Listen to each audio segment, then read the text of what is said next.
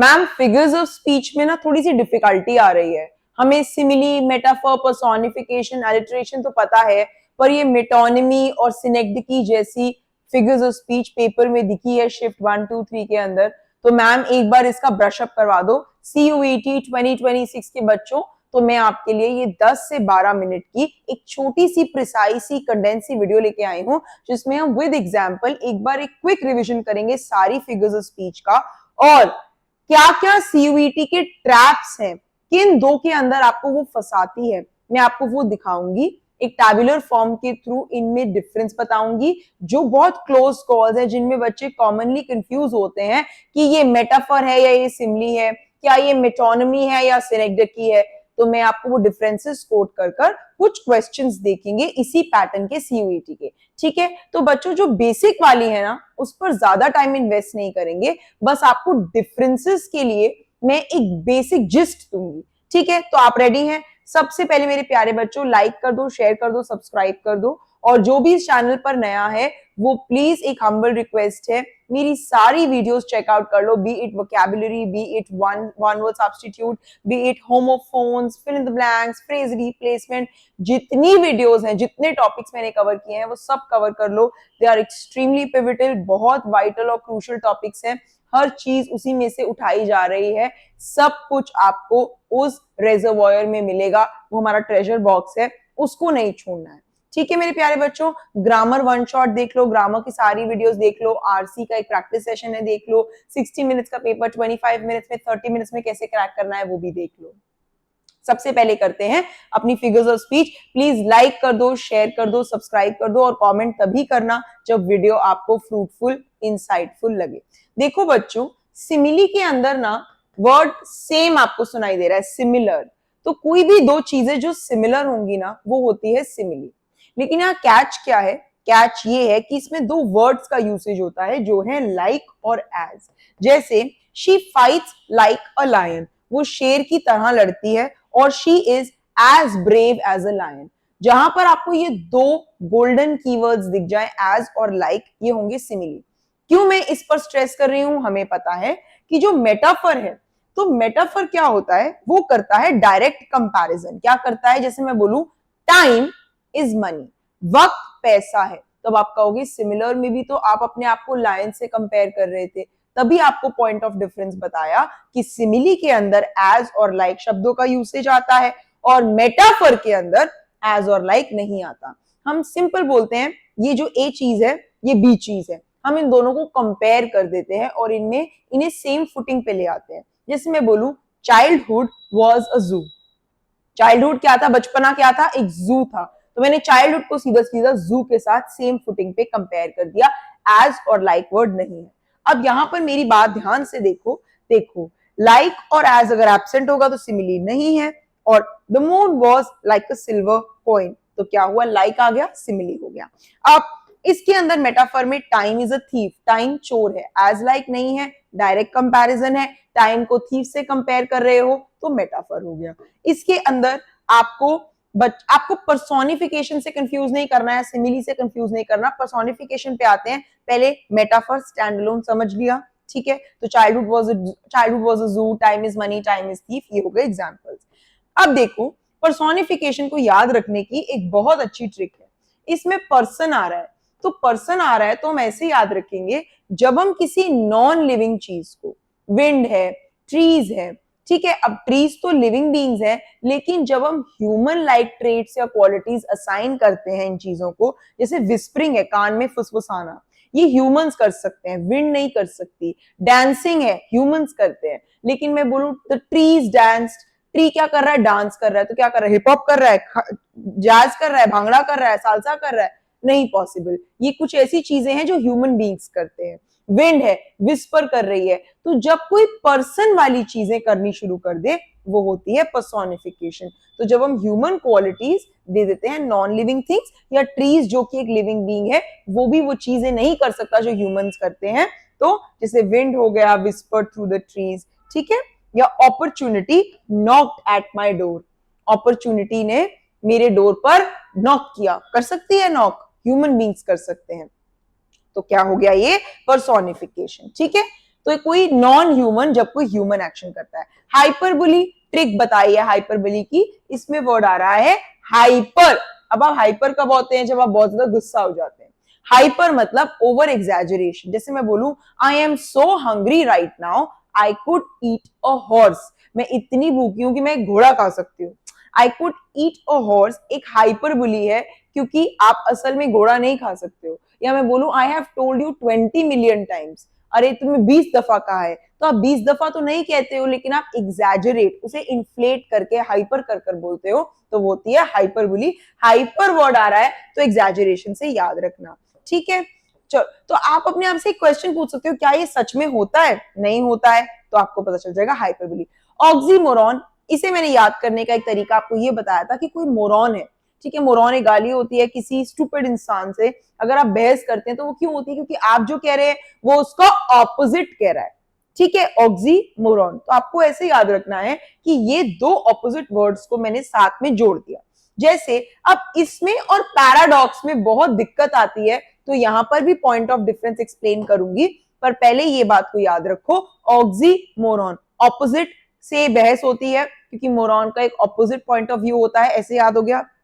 Examples देखते हैं, देखो बिटर स्वीट, कड़वा और मीठा, आपका दिन कैसा था? बिटर स्वीट, कड़वा भी था मीठा भी था, ऑक्सीमोरॉन, ठीक है। डेफनिंग साइलेंस, बहरा कर देने वाली साइलेंस, अरे बहरे तो आप तब होंगे ना जब इतना लाउड नॉइज होगा, एक डेसिबल से ऊपर नॉइज होगा, तो साइलेंस कैसे डेफनिंग हो सकती है? Opposite words. और लिविंग डेड, कोई अगर लिविंग है तो वो डेड कैसे हो सकता है? तो जीता जागता मरा हुआ इंसान, ठीक है। तो ये ऐसे वर्ड्स हैं, ऐसे सेट ऑफ वर्ड्स हैं जो क्या है? ऑपोजिट है। अब मेरी बात सुनो, पैराडॉक्स क्या है? पैराडॉक्स भी कॉन्ट्रडिक्टरी है, लेकिन वर्ड नहीं है, आइडिया है। ध्यान देना बच्चों, पैराडॉक्स भी कॉन्ट्रडिक्टरी, ऑपोजिट, पोल्स अपार्ट है, लेकिन आइडिया है। क्या है? आइडिया। जैसे मैं बोलूं लेस इज मोर, अरे आप लोग इतना 500 वर्ड का आंसर क्यों लिख रहे हैं? लेस इज मोर, जितना कम लिखोगे उतना ज्यादा है। तो ये एक आइडिया है, दो वर्ड्स नहीं जोड़ के मैंने बता दिया, bitter sweet, less is more. तो इस आइडिया से एक मीनिंग आ रहा है पूरा। क्या मीनिंग आ रहा है? जितना कम है उतना ज्यादा है। तो ये कैसे डिफरेंट है ऑक्सीमोरॉन से? वहां पर ऑपोजिट वर्ड्स है, यहाँ पर पूरे का पूरा कॉन्ट्रोडिक्टरी आइडिया है। अब पैराडॉक्स में एक और क्वेश्चन देखो, the child is father of the man, असल में फादर फादर होता है, चाइल्ड चाइल्ड होता है, but child is father of the man से मैं ये कहना चाह रही हूँ, कॉन्ट्रडिक्शन भी कर रही हूँ, तो आइडिया ये बता रही हूँ कि वो मेरी चाइल्ड इतना ज्यादा तेज है कि अरे वो तो अपने बाप का भी बाप है, राइट। तो ये वैसे वाला मैंने आपको एनालॉजी दिया। अब देखो आयरनी, आयरनी, अरे ये तो हम बहुत बार कहते हैं ना, कितना आयरॉनिक है ये बात, या कितनी आयरनी है, कितनी आयरनी है। आयरनी किस बात की? जैसे फायर स्टेशन में आग लग गई, या फिर ट्रैफिक पुलिस वाले को ही फाइन हो गया रैश ड्राइविंग का। आयरनी है कि आपने एक्सपेक्ट तो कुछ किया है पर उसका ऑपोजिट हो रहा है, ठीक है। तो ये सरकाज़म एग्जैक्टली नहीं है, ये सिर्फ क्या है? एक्सपेक्टेशन कुछ थी और रियलिटी वो नहीं है। फायर स्टेशन में आप नहीं सोच सकते हैं कि आग लग जाएगी, तो आग लग गई, ठीक है। तो क्या हो गई? आयरनी हो गई। अब बच्चों आते हैं नेक्स्ट पर, नेक्स्ट है पन। पन को कैसे याद रखेंगे? आपने बन सुना है, क्या होता है? बर्गर का बन। तो बर्गर में कितनी सारी लेयर्स होती हैं, ऐसे याद रखो, पन का एक से ज्यादा डबल मीनिंग होता है। क्या होता है? पन, बन जैसा बन, बर्गर में काफी सारी लेयर्स होती हैं, तो एक से ज्यादा डबल मीनिंग होता है। जैसे उसने बोला a boiled egg is hard to beat, मतलब मारने वाला बीट, एक तो पिटाई वाला बीट, और एक इज बीट करना, कि बॉइल्ड एग जो है हार्ड है, उसे बीट करना, बीट फेंटने को भी कहते हैं, बीट द कॉफी, राइट। तो बीट मारने वाला कह रहा है या फिर बीट फेंटने वाला कह रहा है, ठीक है, इसे विस्क करते हैं ना, तो क्या है? ये डबल मीनिंग है। नेक्स्ट देखो बच्चों, मेटोनमी। अब वहां तक के तो आपने ग्रेड 12 में किए हुए हैं। मेटोनमी क्या होता है? मेटोनमी और सिनेक्डकी में, यहां पर प्लीज मुझे आपका 2 मिनट का फुल फोकस चाहिए, क्योंकि अगले जो हम 6 करने वाले हैं, चाहे एसएनएन है चाहे एनाफोरा है, ये सबके अंदर डिफरेंस आपको पता होना चाहिए, ताकि मैं कुछ प्रैक्टिस क्वेश्चंस दिखाऊंगी और फिर कुछ और भी एग्जांपल्स अटैच करूंगी, ताकि आप लोग एक अच्छा ग्लांस ले सकें कि मैंने क्या बताया फिगर्स ऑफ स्पीच में, ठीक है। तो देखो मेटोनमी क्या है? मेटोनमी है, जैसे मैंने आपको बोला व्हाइट हाउस है, आपको पता है द व्हाइट हाउस क्या है? यूएस गवर्नमेंट से रिलेटेड है, ठीक है। तो जब कोई चीज किसी से एसोसिएटेड है, मैं बोलूं क्राउन, तो क्राउन किंग और क्वीन से या फिर रूलर से एसोसिएटेड है, तो जब कोई चीज किसी के पीछे या कोई चीज किसी के बिहाफ पे कुछ रिप्रेजेंट करे, एसोसिएशन हो, तो वो होती है मेटोनिमी। क्या होती है? मेटोनिमी। जैसे मैंने बोला the pen is mightier than the sword, मैं एक्चुअल पेन की बात नहीं कर रही हूँ, एक्चुअल तलवार की बात नहीं कर रही हूँ। यहाँ पर ये कह रहा है पेन मतलब जो कहते हैं ना books over bullets, pen over pallets, की मतलब आपकी कलम में जो दम है वो आपको वायलेंट नहीं होना है, बेसिकली इस आइडिया का ये मतलब है। तो यहाँ पर पेन से वो बात कर रहा है आपके आइडियाज, और स्वॉर्ड से किसकी बात कर रहा है? तलवार से, वॉर, वायलेंस। तो वो कह रहा है इसमें मेटोनिमी कैसे हुआ कि वो एसोसिएट कर रहा है पेन को आइडियाज से और स्वॉर्ड को वॉर से। तो आपने ये देखना है रिप्रेजेंटेशन और एसोसिएशन जब होगा तो वो होगी मेटोनिमी, ठीक है, इनडायरेक्टली रिप्रेजेंट कर रहा है। अब देखो सिनेक्ड की, बहुत बच्चे कंफ्यूज होते हैं कि सिनेक्ड की और मेटोनिमी में डिफरेंस समझ नहीं आ रहा, इतना डिफरेंस है। सिनेक्ड की होता है जब एक पार्ट एक पूरे होल को रिप्रेजेंट करे, जैसे मैं बोलूं व्हील्स, तो व्हील्स गाड़ी को रेफर करते हैं, ठीक है। या फिर अगर मैं बोलूं ऑल हैंड्स ऑन डेक, हमें पता है डेक किस पे होती है? क्रूज पे, तो ऑल हैंड्स ऑन डेक, यहाँ पे हैंड्स किसको? सेलर्स को रिप्रेजेंट कर रहा है। तो एक पार्ट, एक छोटी सी चीज एक पूरे होल कॉन्सेप्ट को रिप्रेजेंट कर रहा है, दैट्स सिनेक्ड की।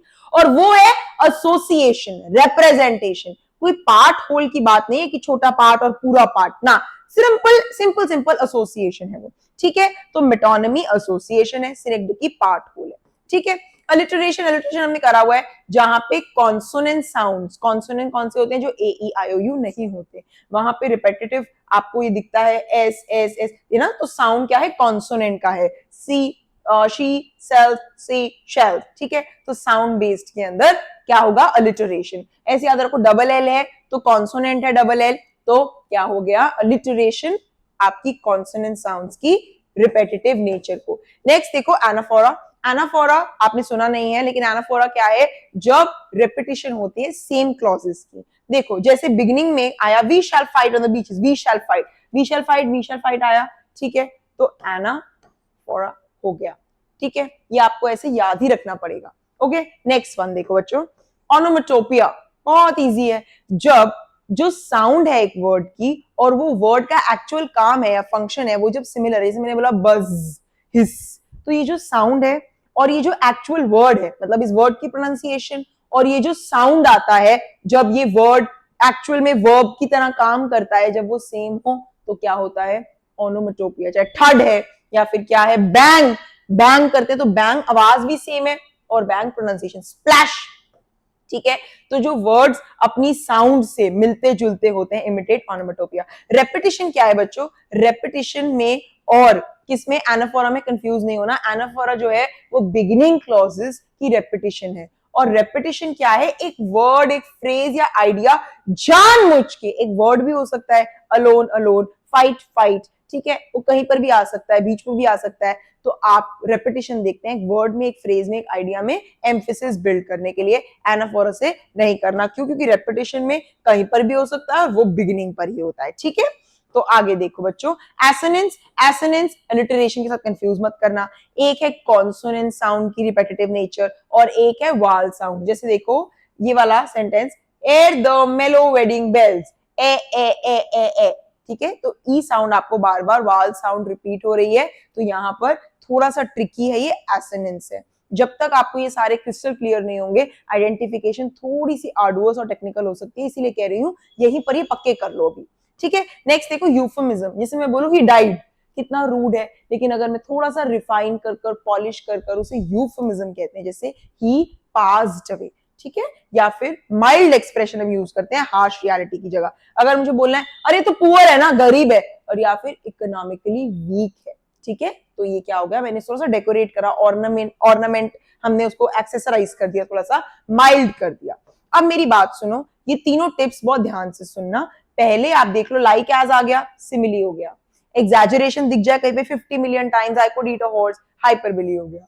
आपको साउंड की रिपीटेशन होगी तो चेक कर लो कि कॉन्सोनेंट है तो एलिटरेशन है, और अगर वाल है तो एसोनेंस है। कॉन्ट्रडिक्शन है तो पैराडॉक्स के अंदर और किसके अंदर? ऑक्सीमोरॉन में। देखो वर्ड्स का कॉन्ट्रडिक्शन है या आइडियाज का कॉन्ट्रडिक्शन है, तो एलिमिनेशन पहले कर लो इससे। फिर देखो मेटाफर और सिमिली में मैंने आपको डिफरेंस बताया, सिमिली में लाइक एज आएगा, मेटाफर में डायरेक्ट कंपैरिजन।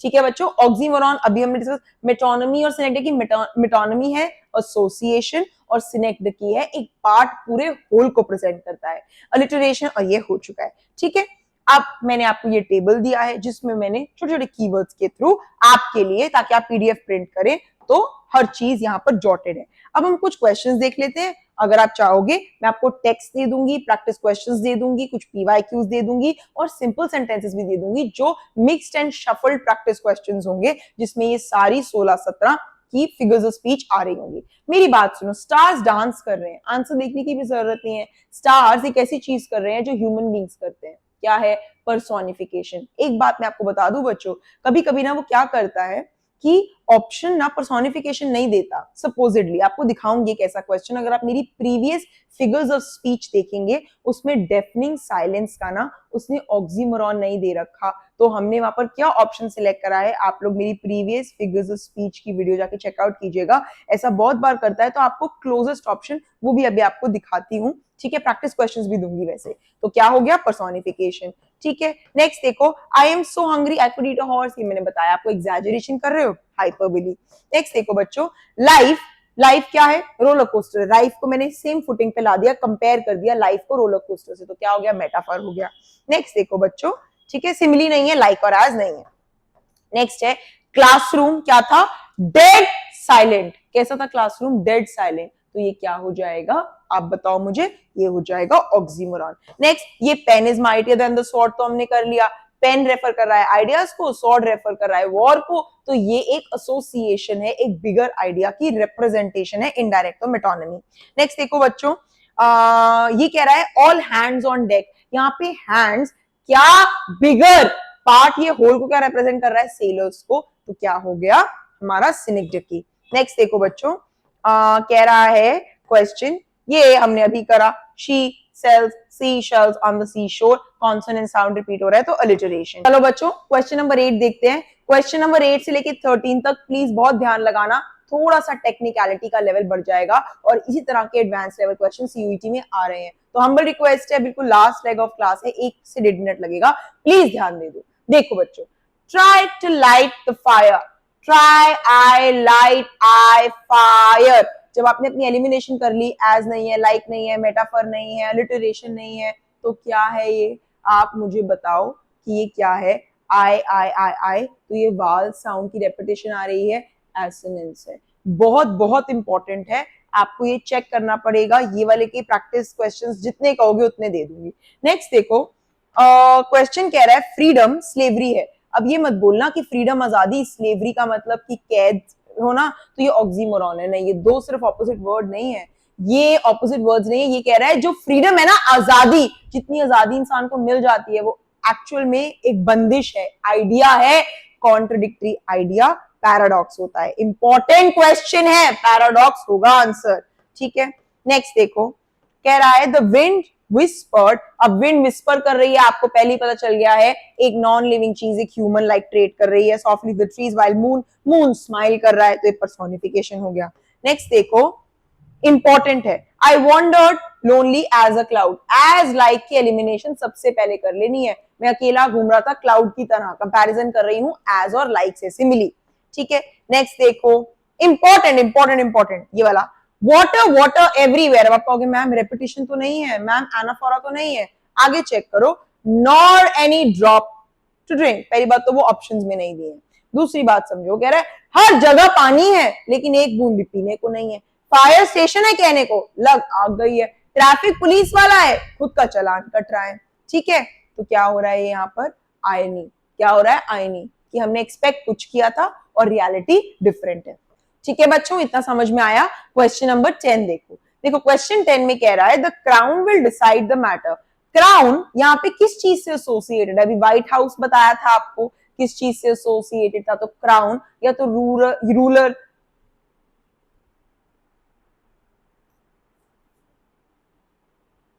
नेक्स्ट देखो बच्चों, question number 10, the crown will decide the matter, मैंने आपको भी बताया व्हाइट हाउस क्या रिप्रेजेंट कर रहा है, यूएस गवर्नमेंट, तो क्राउन क्या रिप्रेजेंट कर रहा है, किंग या क्वीन या रूलर, तो जब एसोसिएशन की बात हो, इनडायरेक्ट रिप्रेजेंटेशन की बात हो, तो वो क्या होता है, मेटोनमी होता है। इंपॉर्टेंट है बच्चों, बहुत इंपॉर्टेंट है। नेक्स्ट देखो, parting is such sweet sorrow, sweet मीठा मीठा, सॉरो दुख दुख, तो ऑपोजिट वर्ड साथ में आ गए, ऑक्सीमोरॉन। मोरॉन होता है तो हम ऑपोजिट वाले व्यू पॉइंट वाले पर्सन से बहस करते हैं ना, तो ऑक्सीमोरॉन। नेक्स्ट देखो बच्चों, नेक्स्ट है buzz went the bee, onomatopoeia, imitate कर रहा है वर्ड साउंड को। क्वेश्चन नंबर 13 लास्ट देखो, व्हाइट हाउस आपको मैंने बता दिया था मेटोनमी है, ठीक है। अब कुछ क्वेश्चंस प्रैक्टिस के आपको पीडीएफ दे दूंगी, आप लोग प्रैक्टिस कर लो, कॉन्फिडेंस गेन हो जाए, और आपको टेक्स्ट बेस्ड क्वेश्चंस कहोगे वो भी दे दूंगी, कुछ आप पीवाईक्यूज चाहते हो वो भी दे दूंगी, मॉक टेस्ट पेपर में कैसे ये पेपर में मतलब पूरे के पूरे टेक्स्ट में कैसे आएंगे वो भी दे दूंगी। कैसे आएंगे, जैसे कि जैसे ये सेंटेंसेस हैं तो ये वहीं से फेच किए गए हैं, वहीं से डायरेक्टली रिट्रीव किए गए हैं, तो कुछ डिफरेंस नहीं है। तो जो भी आपकी रिक्वायरमेंट हो, ये एक बच्चे की रिक्वेस्ट थी, मुझे मैंने सोचा भी था कि एक प्रॉपर फिगर ऑफ स्पीच की हम प्रॉपर वीडियो से आएंगे, क्यों मतलब एक अच्छी एनलाइटन करूंगी आप लोगों को, क्योंकि जो प्रीवियस वीडियो है उसमें मैंने आपको प्रैक्टिस क्वेश्चंस कराए हैं, एक प्रॉपर इंट्रोडक्शन वहां पर मिसिंग है, तो वो भी कंप्लीट हो गया। लाइक कर दो, शेयर कर दो, सब्सक्राइब कर दो। आपकी और कोई रिक्वायरमेंट है, आपको लगता है मैम इस वाले सेक्शन की हमें बहुत ज्यादा रिविजन की नीड फील हो रही है, प्लीज मुझे बताओ कमेंट सेक्शन में, और ये भी बताना वीडियो कैसी लगी, कोई डाउट है तो भी बताना, और प्रैक्टिस क्वेश्चंस जो दूंगी वो प्लीज प्रैक्टिस कर लेना, इतना अच्छा कॉन्फिडेंस आपका बूस्ट हो जाएगा कि आपको फिगर्स ऑफ स्पीच के अंदर ज्यादा टाइम शेल आउट नहीं करना पड़ेगा। ठीक है बच्चों, तो ध्यान रखना अपना, ऑल द वेरी बेस्ट, और मुझे कमेंट सेक्शन में बताते रहना कि आपको क्या क्या चीजें की रिक्वायरमेंट है, और मुझे कल वर्ड पार और वन वर्ड सब्स्टिट्यूट के साथ आना है, तो मैं आपको मिलूंगी उसके साथ। ठीक है, तो मैं आपको मिलती हूँ कल, टेक केयर।